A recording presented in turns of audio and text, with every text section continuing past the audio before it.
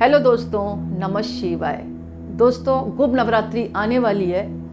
सब प्रथम तो गुप्त नवरात्रि के आपको बहुत बहुत शुभकामनाएं और बधाई, क्योंकि माँ के दिन आने वाले हैं। अब 2024 में जो गुप्त नवरात्रि है वो कब से शुरू हो रही है। दोस्तों, 2024 में गुप्त नवरात्रि 6 जुलाई शनिवार से प्रारंभ है, जो कि 15 जुलाई सोमवार महानंदा नवमी के दिन खत्म है।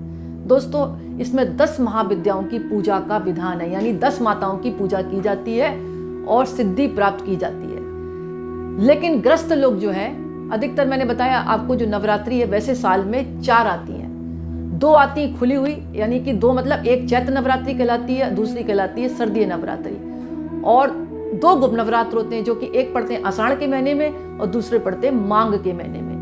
लेकिन जो 10 महाविद्याओं की पूजा है, जो तांत्रिक सिद्धियां प्राप्त करते हैं, अघोरी तंत्र साधनाएं करते हैं, वो गुप्त नवरात्रों में की जाती है। लेकिन गुप्त नवरात्र क्यों कहा जाता है? क्योंकि गुप्त नवरात्र में ज्यादा पूजा को बताया नहीं जाता। जो भी पूजा की जाती है वो गोपनीय तरीके से की जाती है।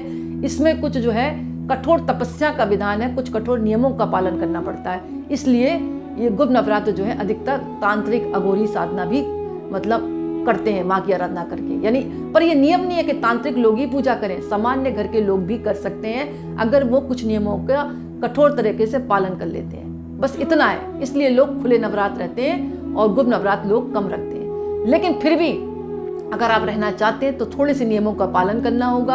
आप उसी की तरह ही व्रत रखेंगे, उन्हीं की तरह नियमों का पालन करना पड़ेगा, लेकिन थोड़ा सा ज्यादा करना पड़ता है, बस इतना फर्क है। अब 10 महाविद्याएं कौन कौन सी हैं? माता काली की पूजा की जाती है, माता तारा, माता छिन्नमस्ता, माँ षोडशी, माँ भुवनेश्वरी, माँ त्रिपुर भैरवी, माँ धूमावती, माँ बंगलामुखी, माँ मातंगी, माँ कमला माता। इन 10 महाविद्याओं की पूजा की जाती है। निरंतर एक एक दिन माँ की आराधना की जाती है और गुप्त तरीके से की जाती है। सुबह शाम आरती की जाती है, अग्यारी दी जाती है, आहुतियाँ दी जाती है। किसकी? बतासे लौंग कपूर डालकर। और माँ को डेली जैसे खुले नवरात्र चलते हैं ना, सामान्य नवरात्र, उन्हीं की तरह ही पूजा का विधान है।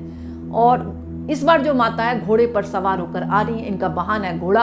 और घोड़े पर जब सवार होकर आती हैं तो शास्त्र कहता है प्रकृति अपवादाएं आने की आशंका रहती है। यानी काफी प्राकृतिक अपवादाएं हो सकती हैं, जैसे कि बारिश होना, गर्मी ज्यादा होना, फिर गर्मी होना, फिर बारिश होना। इस तरह से ये मतलब प्रभाव पड़ता है जब माता घोड़े पर सवार होकर आती है। अब अगर आप घट स्थापना कर रहे हैं, तांत्रिक लोग हैं वो भी करते हैं, और सामान्य लोग अगर पूजा करते हैं, माँ के मतलब दिल से भक्त हैं, अगर उनकी इच्छा है पूजा करने की और घट स्थापना कर रहे हैं, तो उसका मुहूर्त क्या रहेगा?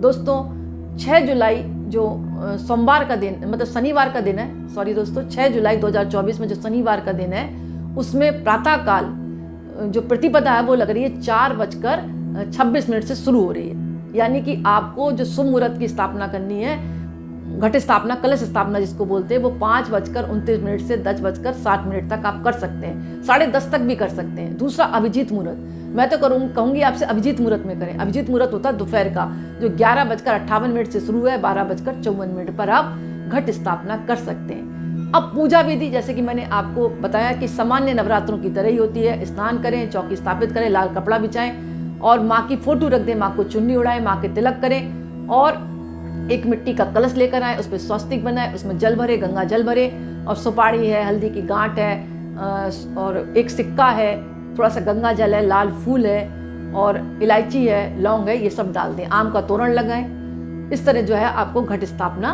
कर देनी है।